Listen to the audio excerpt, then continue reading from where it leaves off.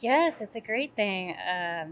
I It means that I won, so I'm very happy to be here. It's a Let's little talk. overwhelming. Let's talk about the fight. How did you think it went? Obviously, it was a good back and forth scrap.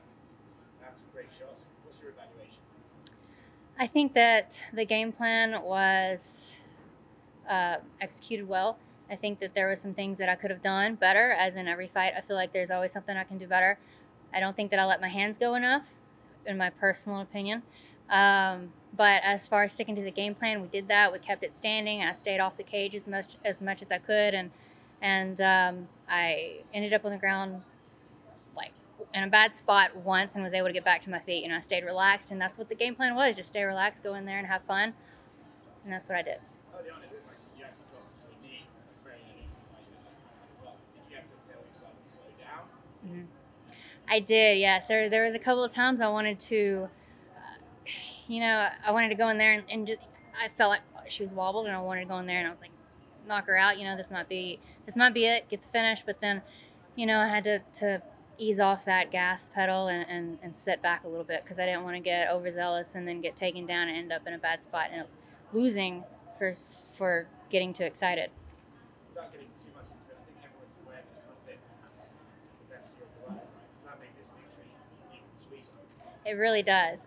Um, it's crazy, how 2018 was. It wasn't a great year, but I ended up winning my debut in the UFC against Valerie Macedo, and then going into 2019, I got to win my debut on ESPN. So through those ups and downs, I feel like I'm coming out on top. Can you talk about your new camp and maybe the improvements that you had tonight? I'm working with Tim Crater out at Gladiator Academy, also Jim West and May Gold, and then Eric Sands. And I have an incredible team around me. Everyone's looking out for me. They have my best interest in heart, and that's what matters most to me. There's a lot of sharks out there, and you have to be careful with who you let into your life. And I feel like I've selected a great team, and I'm looking forward to the future. Just how different was training for this? Was this your first fight camp with Second. second? Okay. Second fight camp, actually. Crazy. It Oh feels yeah. like a first fight camp because I didn't get to fight in December. That fight fell through. But this was my second fight camp. It was just, a nonstop, it was back to back. So it feels like one long 5-month fight camp. Does that mean you're taking a bit of time off? You want to get right back I never fully take time off. I mean, I'm always training. So I do want to get back in there and get back to work and just continue to sharpening things, continue to grow. But I want to get home. I want to spend some time with my daughter, and I don't want to jump into another fight camp like right away, like I did here. I want to take some time off, heal, and then get back to the drawing board and get a fight. in? As you said before the ESPN tonight, what's it like? That entire experience. I mean, seeing like millions of people, it's a huge deal. Is that particularly special to you? It is special, but it doesn't feel any different than having fought for Invicta or Legacy or LFA. I try not to look at it that way. I don't let the bright lights of the UFC like scare me. So I try not to let it get too much into my head. See if you get what I'm saying. Yeah. So when you're actually fighting, does it feel the same? I mean, as any other regional organization? Or It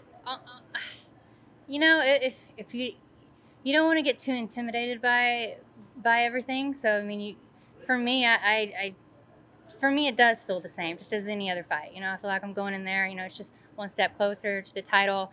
I feel like every fight's a championship fight, and that's how I train. And I try not to think of it too much as it, being the UFC, and trying to let that overwhelm me and scare me. You got to stay as relaxed as you can. You can't let those nerves and excitement that's too much adrenaline. It drains you, and you need all that you going into every fight. I'm sure every fighter would love to go in there and get a quick knockout, but in a grueling battle where it goes to a decision, do you like those sort of challenges where you push yourself to that limit? And what do you learn from what a fight like today that was grueling all the way through to the end? For me, it just helps me to see that I do have that I have had a great training camp and that my cardio is really good and I'm able to make it to that final bell and still feel like I have energy in the tank, you know, for another round or two. So that's what it helps me, you know, for in the future with future fights. Of course, I would like to go in there and get a knockout, but I train to go 3 rounds and 5 rounds and you know, if I get the knockout or a submission, you know, that's sweet. It's amazing. But every fight camp, I always train for a full 3 to 5 round fight. What do you make of the division right now? You're 2-0, Jessica Ireland 3-0. She's fighting for the title. Are you essentially seeing like one more win, title shot? I wouldn't say that. I mean, I feel like, you know, I'm still on the outskirts of the top 10. I don't know where this is going to put me. I don't think one more fight they're going to give me the title shot. I want to get, you know, a few more fights, and I want to fight some more of the best that are in the top 10, you know, prepare me for that opportunity to fight the champion, you know, whoever that may be then. You know, right now it's Valentina, so that's who I need to prepare for.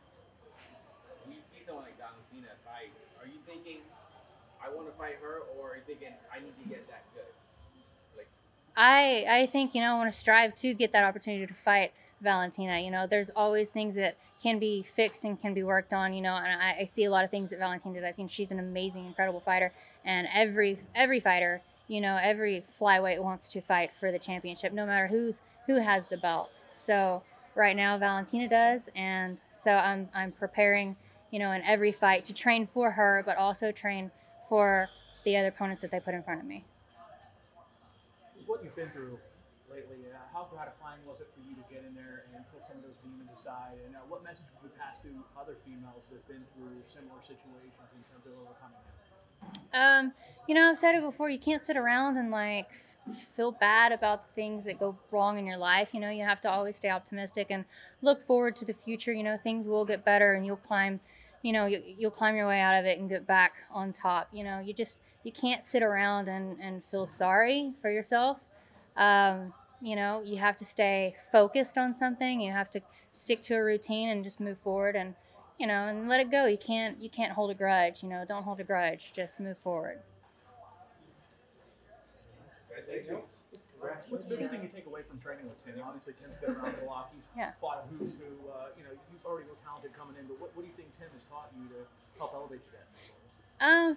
Probably just to stay. I mean, I'm already a relaxed person, but I mean, he keeps me very relaxed. You know, he's constantly telling me just calm down. You know, and that's saying a lot because I'm already like really chill person. But you know, I can get a little anxiety sometimes. You know, and he's always there to calm me down, and you know, he's really fun to be around, and you know, his energy is really good. I enjoy it. He's a great coach.